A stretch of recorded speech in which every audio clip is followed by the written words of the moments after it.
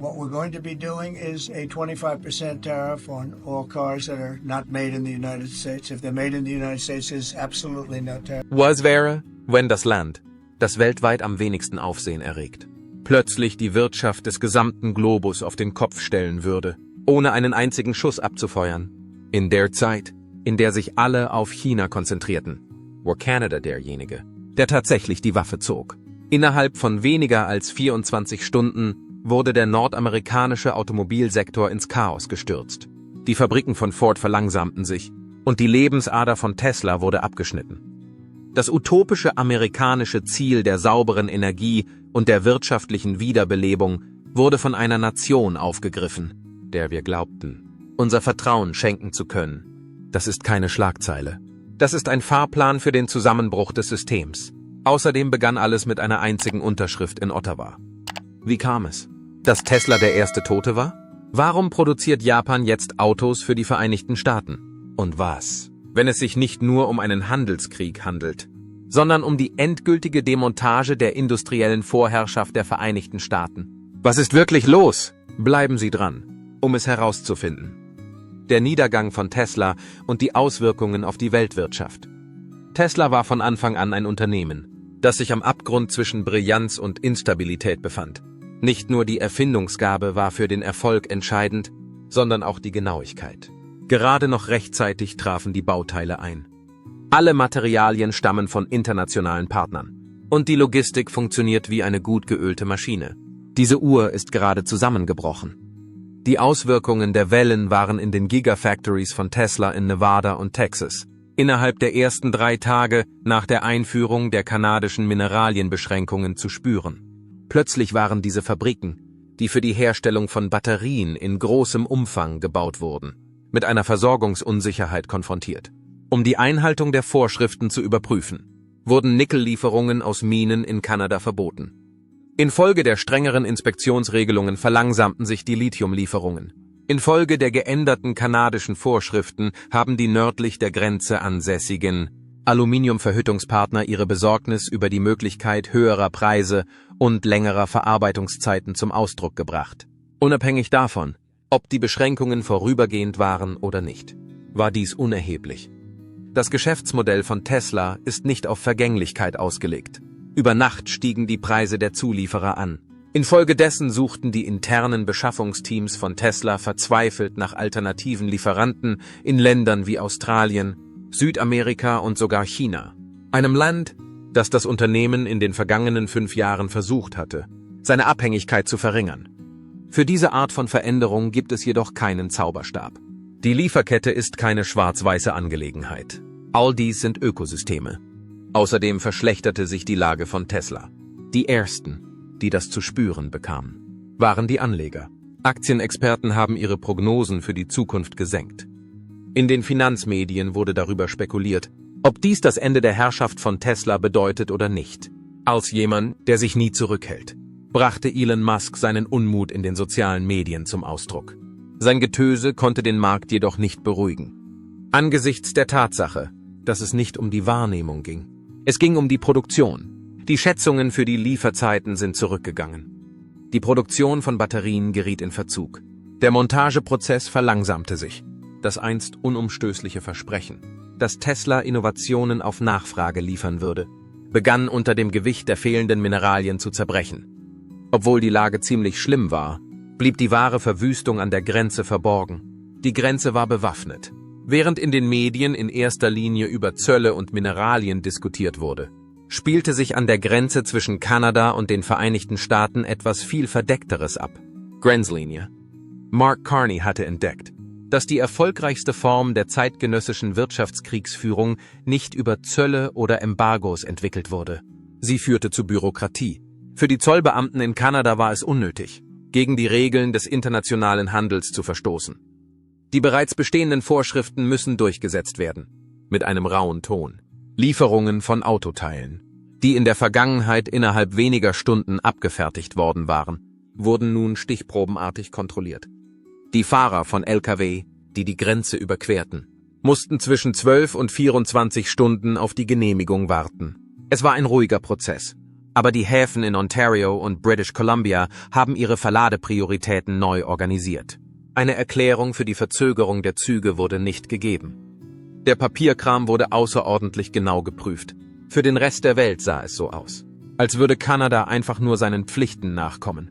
Andererseits war die Botschaft in den Logistikabteilungen von Tesla, Ford, General Motors und Stellantis durchaus verständlich. Es gab eine Verschiebung im Spiel. Es kam zu verspäteten Lieferungen von Teilen. Es fehlten Produktionsfenster für Montagelinien. In den Service-Centern waren die Ersatzfahrzeuge knapp. Fahrzeuge, die eigentlich im April vom Band laufen sollten, werden nun voraussichtlich im Juli ausgeliefert. Das Problem bei Tesla wurde zu einem Signal für den Rest der Welt. Kanada hat nicht nur Vergeltung geübt. Das Ziel dieses Vorhabens war es, eines der fortschrittlichsten Industriesysteme der Welt gleichzeitig rechtlich und strategisch zu zerstören. China beobachtete das Geschehen. Auch Japan tat dies. Von Deutschland wurden Wirtschaftsbeobachter entsandt. Dies war nicht nur eine Meinungsverschiedenheit über die Wirtschaft. Dies war ein perfektes Beispiel dafür, wie man subtile Rache üben kann. Dadurch wurde jedes Autohaus in den Vereinigten Staaten in Mitleidenschaft gezogen. Die EV-Schlacht hat begonnen. Danach kam der große Schlag auf den Kopf. Die New Democratic Party of Canada, die sich durch das Durcheinander ermutigt und durch die wachsende nationalistische Begeisterung unterstützt fühlte, schlug ein Gesetz vor, das die Elektroautobranche in ihren Grundfesten erschüttern würde. Alle Tesla-Importe nach Kanada würden mit einer 100%igen Abgabe belegt werden. Kanadas Vergeltungsmaßnahmen gegen Tesla und den US-EV-Markt. Kurz danach geht es los. Das war aber nicht alles. Der Gesetzentwurf sah auch einen Zuschuss von $10.000 für jedes Elektrofahrzeug vor, das ausschließlich in Kanada gebaut wurde. Die Kombination der beiden Anpassungen führte zu einer seismischen Verschiebung. Der Tesla wurde nicht einfach behindert. Er wurde ausgewechselt. Ford, das bereits Elektrofahrzeuge in Ontario herstellte, verzeichnete einen Anstieg der Nachfrage. Die kanadischen Behörden waren nun von General Motors angetan, da das Unternehmen Batteriewerke nördlich der Grenze unterhielt. Volkswagen erklärte außerdem, dass es den Zeitplan für den Bau seiner Batteriefabrik in Ontario beschleunigen werde. Ist es Tesla? Es wurde zu einem gesellschaftlichen Außenseiter. In Kanada wurde er aufgrund des Preises vom Markt ausgeschlossen. Der Zugang zu wichtigen Subventionen wurde verweigert und ihm die Mineralien zu entziehen, auf die es sich zuvor verlassen hatte. Dies war nicht nur eine Unternehmenspolitik, es war ein Konflikt. Dies ist kein traditioneller Konflikt, kein Krieg um Zölle.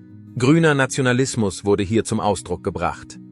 Die Umsetzung einer revolutionären neuen Strategie, bei der die Klimasprache als Waffe und die industrielle Vorherrschaft als Preis eingesetzt wird. Es ist eher ein nationalistisches als ein moralisches Ziel, wenn es um Kohlenstoffneutralität geht. Hinzu kommt, dass Tesla, Diaper-Zone, die zum Symbol der grünen Revolution wurde, plötzlich als Außenseiter galt. Es war Kanada, das die Vorschriften geändert hatte. Das Konzept der Rettung der Erde war für Elektroautos nicht mehr relevant. Es ging darum, die Wirtschaft der lokalen Gemeinschaften zu erhalten. Die Entwicklung der Hausmacht. Diejenigen, die versuchten, ohne eine Partnerschaft zu führen, wurden bestraft. Auch Carney war mit dem Kampf noch nicht fertig. Es ist klar, dass sie sich Sorgen um die Zukunft des Reitens machen, wenn sie es bis hierher geschafft haben, so gut wie wir, um sicherzustellen, dass sie immer auf dem neuesten Stand sind, wenn es um jede Veränderung und jeden Artikel geht, der für Fahrer wie Sie relevant ist. Klicken Sie auf die Schaltfläche Anmelden. Während Tesla und die Vereinigten Staaten in Panik gerieten, begann Carney, die Hemisphäre selbst zu verändern. Eine Transaktion nach der anderen, Eroberung durch Carney. Es war kein Zufall, dass Mark Carney eine weltweit bekannte Persönlichkeit wurde. Vor seiner Ernennung zum Premierminister Kanadas war er nicht nur Chef einer, sondern gleich zweier der einflussreichsten Zentralbanken der Welt. Zum einen die Bank of England und zum anderen die Bank of Canada. Nicht im herkömmlichen Sinne des Wortes. Er ist kein Politiker. Als Stratege ist er einer. Während die Vereinigten Staaten in einen Handelskrieg verwickelt sind, reagiert Carney nicht auf die Instabilität. Er steht an der Spitze. Im Gegensatz zu Donald Trump, der dafür bekannt ist, dramatische Erklärungen abzugeben und harte Instrumente einzusetzen, ist Carney für seine ruhige, geplante und chirurgische Herangehensweise an seine Arbeit bekannt. Bei einem Welthandelsforum, das in Seoul stattfindet, muss er nicht laut schreien. Stattdessen stellt er Kanada als eine Kraft dar, die die Stabilität aufrechterhält. Er sucht nicht nach Schuld. Er eskaliert in keiner Weise. Er stellt die Situation neu dar. Ihm zufolge glaubt Kanada fest an eine regelbasierte Ordnung, an Klimaverpflichtungen und faire Handelsbeziehungen. Und der ganze Globus hört zu. Autohersteller in Europa suchen angesichts der Zölle die Zusammenarbeit mit kanadischen Unternehmen. Asien ist der erste, der dies tut. Automobilhersteller aus Japan und Südkorea, die mit den von den Vereinigten Staaten verhängten Zöllen unzufrieden sind, suchen nach Möglichkeiten der Zusammenarbeit mit kanadischen Unternehmen. Der Kontrast zwischen Carneys ruhigem Auftreten und Trumps Pandemonismus sorgt in ganz Europa für Schlagzeilen. Der französische und der deutsche Finanzminister treffen sich mit ihm nicht, um zu diskutieren, sondern um sich mit ihm zu vereinen.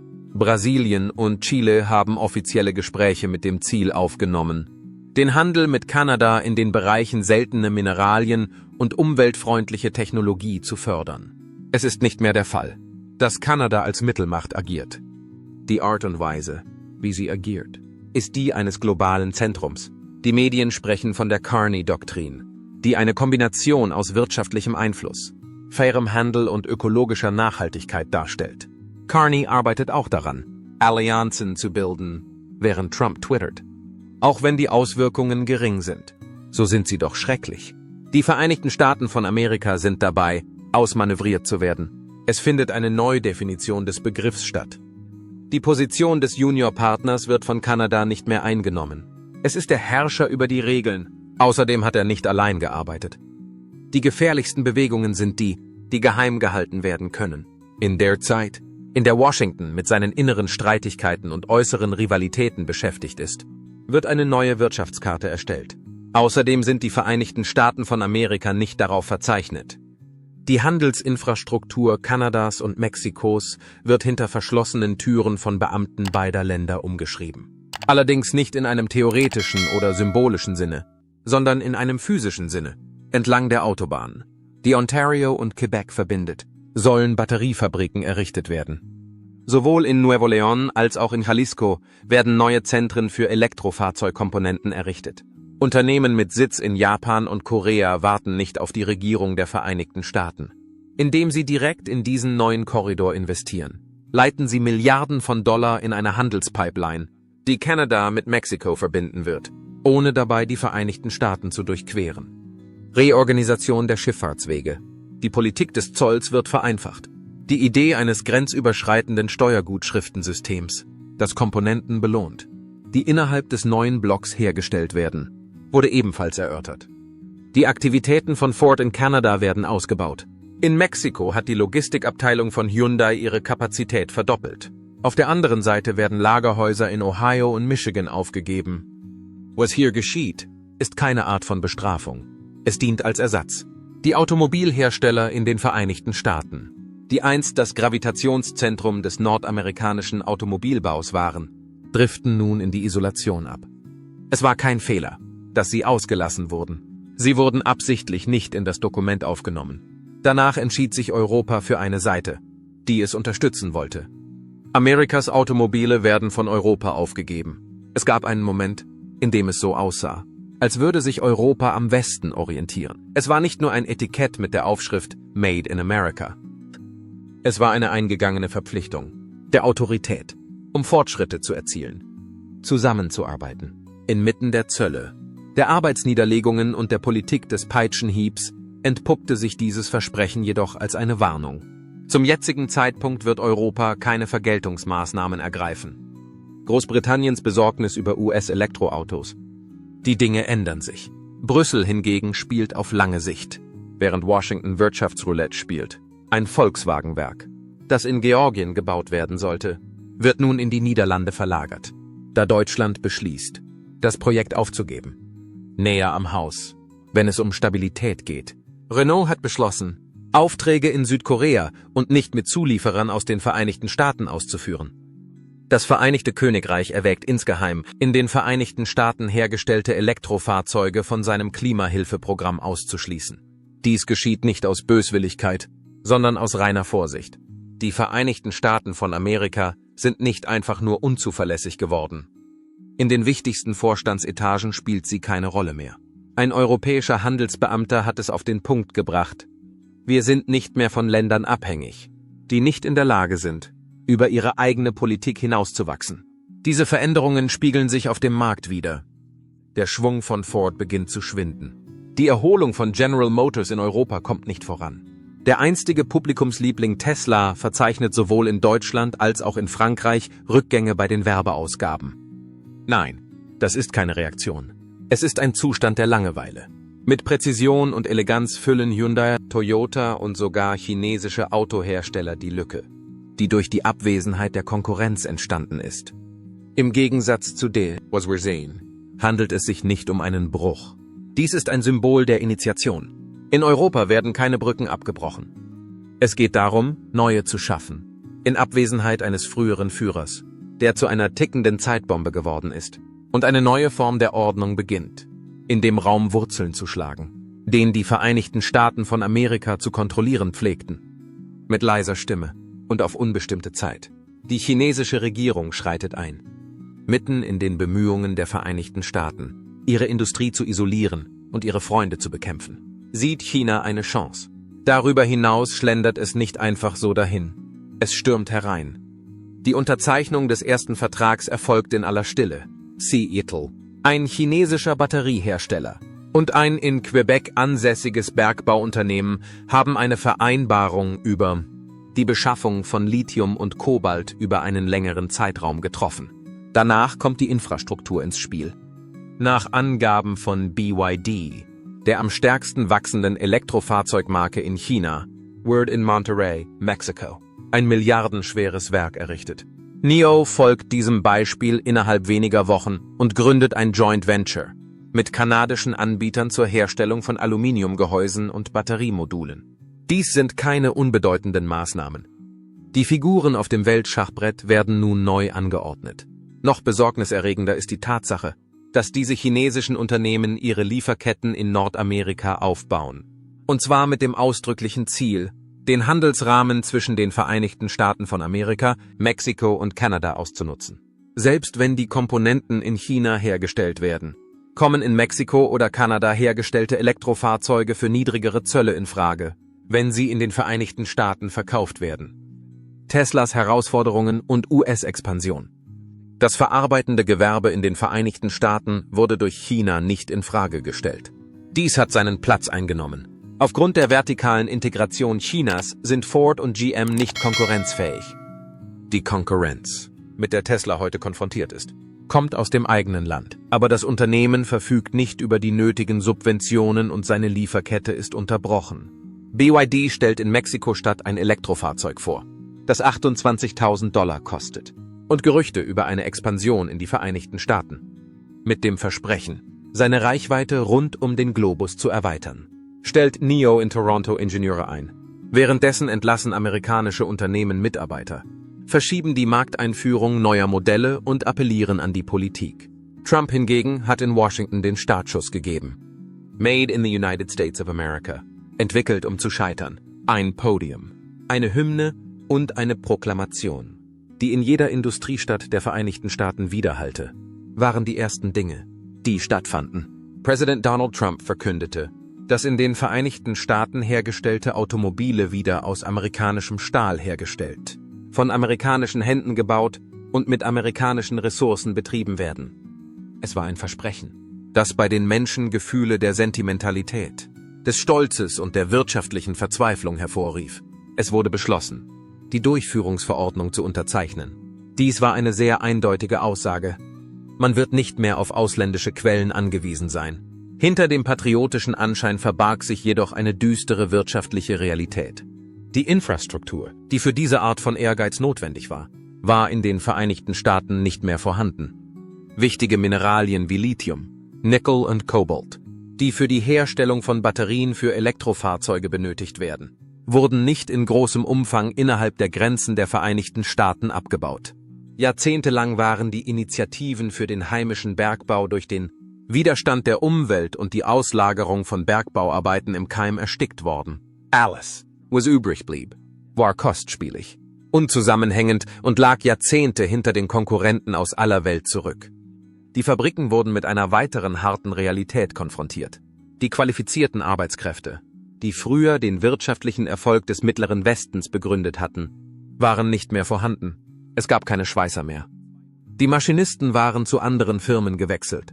Zu dieser Zeit fanden die Fließbandarbeiter entweder eine Beschäftigung im Dienstleistungsbereich oder verließen die Gemeinden ganz. Aufgrund der Verknappung des Arbeitskräfteangebots durch die Einwanderungspolitik waren die Unternehmen nicht einmal in der Lage, genügend Personal zu finden, um die stillgelegten Betriebe wieder aufzunehmen. Im Laufe einiger Wochen wurden die Auswirkungen deutlich. Die Flure der Fabriken, die eigentlich wieder zum Leben erwachen sollten, blieben still. Die Maschinen wurden nicht benutzt. Die Pläne zum Wiederaufbau der inländischen Versorgungsnetze wurden auf unbestimmte Zeit verschoben. Die Situation, die als Wiederbelebung des Industriesektors dargestellt wurde, entpuppte sich als logistischer Albtraum. Stahl wird nicht durch Patriotismus zusammengeschweißt. Keines der Nickel wird von ihr veredelt. Es wird keine Ausbildung für Elektriker angeboten. Die Hersteller von Automobilen veröffentlichen Pressemitteilungen mit Vorsicht. Insider aus der Branche haben Alarm geschlagen. Die Verwaltung wich jedoch nicht von ihrem ursprünglichen Plan ab und fuhr fort, mehr Druck auszuüben und mehr Lärm zu machen, als ob die Lautstärke über die Leere triumphieren könnte. Das Ergebnis? Eine Nation, die kurz vor dem Wiederaufschwung stand, wurde plötzlich von ihrem eigenen Ehrgeiz erdrückt. Danach kamen die Maschinen zum Stillstand. Das ist die Spirale der Betriebsstillstände. Alles begann mit Gerüchten über eine Verzögerung, aber es entwickelte sich schnell zu einer regelrechten Stillstandsspirale. Als Reaktion auf Materialengpässe und Probleme bei der Einhaltung von Vorschriften hat Ford den Betrieb in 3 seiner Fabriken vorübergehend eingestellt. Sowohl in den Werken in Ohio als auch in Michigan von General Motors wurde die Produktion zurückgefahren. Stellantis kündigte an, zunächst eine große Anzahl von Mitarbeitern in allen Geschäftsbereichen zu entlassen und begann mit Vertragsarbeitern. Eine Reihe von Zulieferern, die bereits mit hauchdünnen Gewinnspannen arbeiteten, ginge in Konkurs.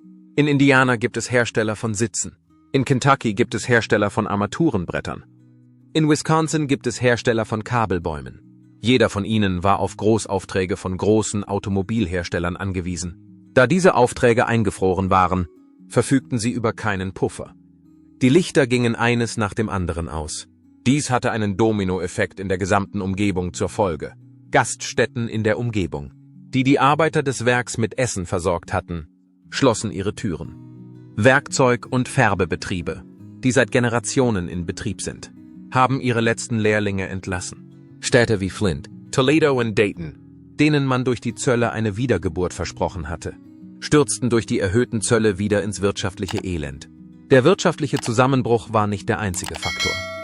Sie hatte eine psychologische Wirkung. Für viele Gemeinden waren diese Einrichtungen mehr als nur Arbeitsstätten. Sie standen für Optimismus, Geschichte und Identität. Danach waren sie nicht mehr bewohnt. Der Untergang der Automobilindustrie wurde nicht durch die Konkurrenz aus anderen Ländern verursacht. Durch die Last eines Versprechens, das nicht eingehalten werden konnte, brach sie zusammen. Es war eine Forderung, die keine Grundlage in der Realität hatte. Eine Illusion von Patriotismus, die bei näherer Betrachtung zerstört wurde. An diesem Punkt begannen Trumps Anhänger, sich gegen ihn zu wenden. Die Gegenwehr gegen die MAGA. Der erste Schritt war ein einziges Video, das viral ging. Er stand mit seinem MAGA-Hut in der Hand vor seinem geschlossenen Betrieb und fragte, »Wo ist mein Job jetzt, Mr. President?« Der Schweißer stammte aus Michigan und war entlassen worden. Nach der Veröffentlichung des Films brachten Menschen aus dem gesamten Rust Belt ihre Trauer, ihre Wut und ihre Bekenntnisse zum Ausdruck. Die Facebook-Gruppen, die sich einst mit Trump 2024 beschäftigten, haben sich in Plattformen verwandelt, auf denen die Schwierigkeiten der Wirtschaft diskutiert werden. Andere Beiträge auf Reddit waren voll mit Fotos von Kündigungsschreiben, beschlagnahmten Lastwagen und Ankündigungen von Zwangsvollstreckungen. Es waren keine politischen Agenten, die daran beteiligt waren. Unter ihnen waren Veteranen der Fließbandarbeit, Lkw-Fahrer und Industriearbeiter. Darüber hinaus waren sie wütend. Die Zölle waren von ihnen viele Jahre lang aufrechterhalten worden. Es war Amerika, an das sie zuerst glaubten. Das Versprechen, dass ihre Treue mit Arbeit, Geld und Würde belohnt werden würde, veranlasste sie, gegen ihre eigenen wirtschaftlichen Interessen zu stimmen. Sie taten dies, weil sie auf dieses Versprechen vertrauten. Jetzt fühlten sie sich verraten. Auf keinen Fall durch die Globalisierung, auf keinen Fall durch Mexiko, aber nicht durch China. Allerdings ausgerechnet von dem Führer, der ihnen die Rettung versprochen hatte. Die Versammlungen entwickelten sich zu Demonstrationen. Aus den Sprechchören entwickelten sich Anschuldigungen. Trumps Energiebedrohung und die Auswirkungen auf die US-Wirtschaft. Bei den Bürgerversammlungen meldeten sich diejenigen, die Trump zuvor unterstützt hatten, und forderten Antworten, Verantwortung und eine Umkehrung der Politik, die sie zuvor begrüßt hatten. Es war ein Riss im konservativen Talkradio. Rechtsgerichtete Kolumnisten begannen, ihre Unsicherheit zum Ausdruck zu bringen. Aus Sorge um ihre Wiederwahlchancen distanzierten sich die republikanischen Abgeordneten in den umkämpften Bundesstaaten. Es gab mehr als nur eine Spaltung der republikanischen Basis. Sie explodierte in Flammen. Trump hat die Unzufriedenheit der Arbeiterklasse in den Vereinigten Staaten angeheizt. Zu diesem Zeitpunkt fraß es an seiner eigenen Unterstützung. Und trotz der Tatsache, dass die Basis zerstört war, kam die wahre Gefahr aus dem Norden. Das ist die Energiezeitbombe. Premierminister Mark Carney hat in der Hauptstadt Ottawa keine Drohung ausgesprochen. Er hatte auch keinen Grund dazu. Alice, was erforderlich war eine ordnungsgemäß verfasste Erklärung, in der die Überarbeitung der Parameter für den Energieexport erörtert wurde. Außerdem spielten die Märkte völlig verrückt. Kanada ist das Land, das die Vereinigten Staaten am meisten mit Öl aus anderen Ländern versorgt. Darüber hinaus liefert es eine beträchtliche Menge an Strom aus Wasserkraft an Staaten im Nordosten der USA, wie New York, Vermont und Maine. Und plötzlich wurde allen bewusst, wie prekär die Unabhängigkeit des amerikanischen Energiesektors tatsächlich ist. Der Preis für eine Gallone Benzin stieg innerhalb von weniger als 2 Wochen um 70 Cent. Aufgrund der Instabilität des Netzes kam es im gesamten Mittleren Westen zu Stromausfällen. Während die Gouverneure privat Ottawa um Zusicherungen baten, versuchten sie verzweifelt, ihre Wähler zu beruhigen. Carney, der Diplomat in Person, hat mit niemandem gesprochen. Andererseits wurde die E-Mail empfangen. Es bestand keine Notwendigkeit für Kanada, Elektrizität als Waffe einzusetzen. Die Drohung war für sich genommen ausreichend. Die Analysten an der Wall Street passten ihre Prognosen an. Die Wachstumsambitionen der Energiekonzerne wurden auf Eis gelegt. Die Anleger waren auf das Schlimmste gefasst und warteten ab. Und was ist mit Washington? Es gab keinen Plan. Dem industriellen Motor der Vereinigten Staaten von Amerika ging nicht einfach das Benzin aus. Er hatte sein Selbstvertrauen verloren. Damit sind die eigentlichen Opfer endlich ins Blickfeld gerückt. Die Verbraucher werden in den Ruin getrieben. In den Vereinigten Staaten von Amerika sind Autohäuser keine Orte mehr, die spannend sind und eine Vielzahl von Möglichkeiten bieten. Es handelt sich um ruhige, nur teilweise beleuchtete Ausstellungsräume, die mit unverkauften Autos vollgestopft sind und in denen sich kein Fuß bewegt. Der Kauf eines Neuwagens, der früher als Übergangsritus galt, ist heute für Millionen von Menschen finanziell unerschwinglich geworden. Der Preis für den Besitz eines Autos ist in den letzten Jahren in die Höhe geschnellt. Es gab eine Zeit, in der Gebrauchtwagen ein sicherer Hafen für Verbraucher waren, die sich Sorgen um ihre Finanzen machten. Aber jetzt werden sie zu Preisen verkauft, die noch nie dagewesen sind.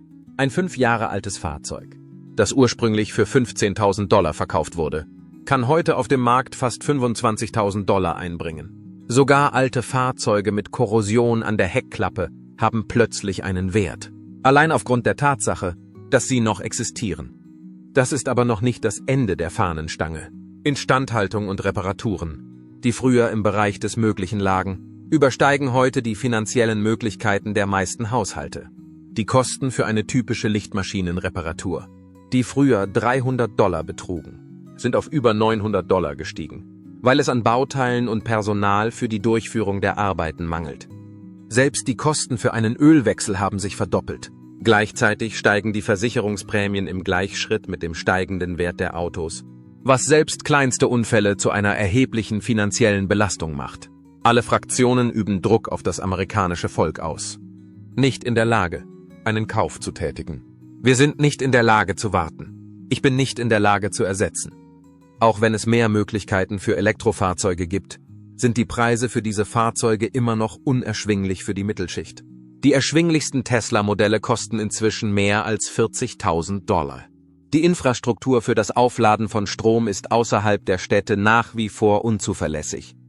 Was die ländlichen Gebiete in den Vereinigten Staaten betrifft, so ist das Versprechen einer elektrischen Zukunft kaum mehr als eine Schlagzeile und keine Realität.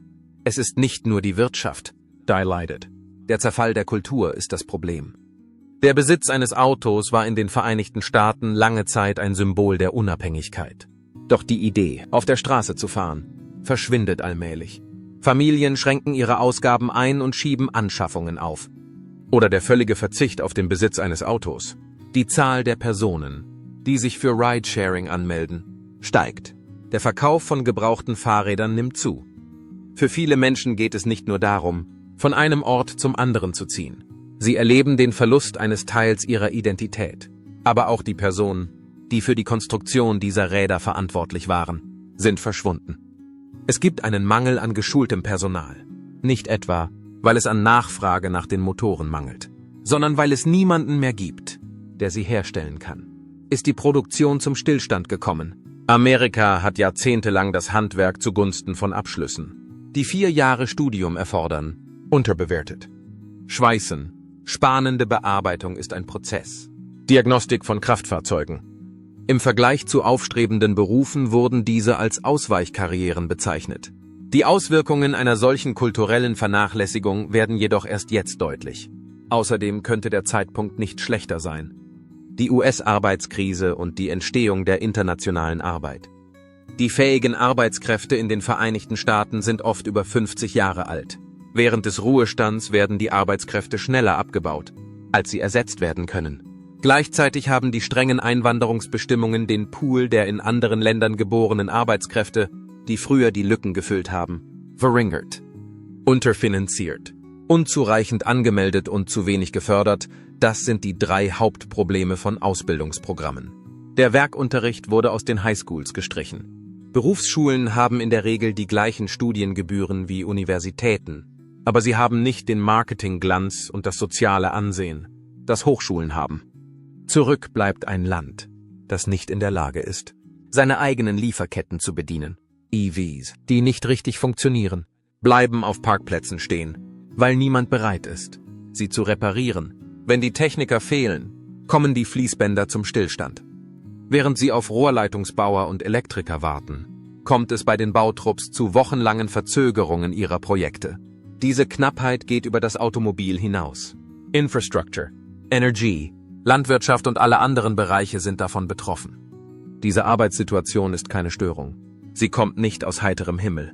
Die Atmosphäre ist erstickend und still. Die Situation verschlechtert sich allmählich. Tag für Tag. Arbeitsplatz für Arbeitsplatz.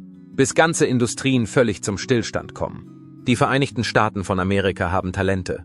Aber sie haben zugelassen, dass diese verfallen, sich zurückziehen und verlagert werden. Und zu einem Zeitpunkt, an dem die Nation sie am meisten braucht, sind sie verschwunden.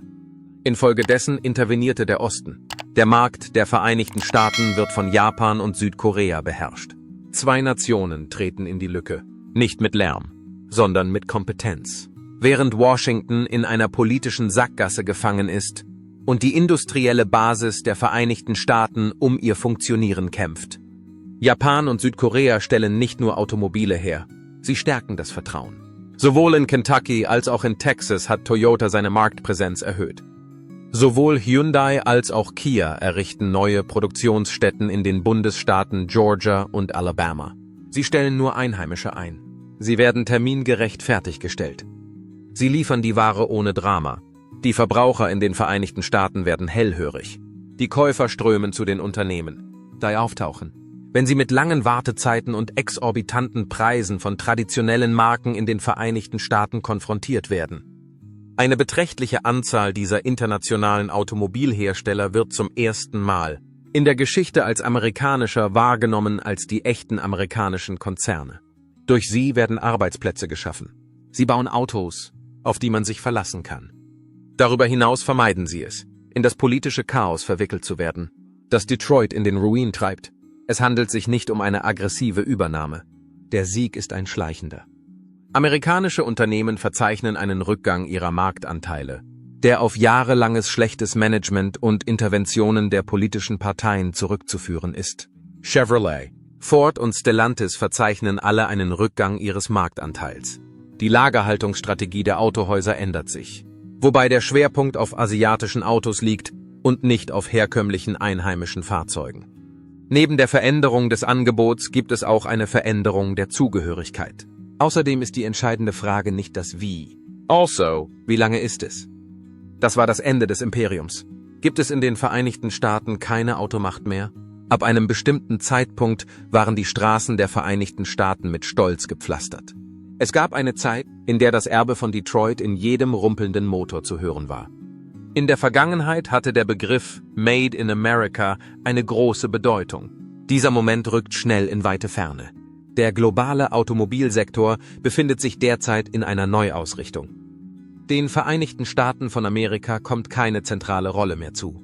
In den letzten Jahren hat Europa seinen Schwerpunkt nach innen verlagert und sich stärker auf seine eigenen Sektoren und regionalen Versorgungsnetze konzentriert.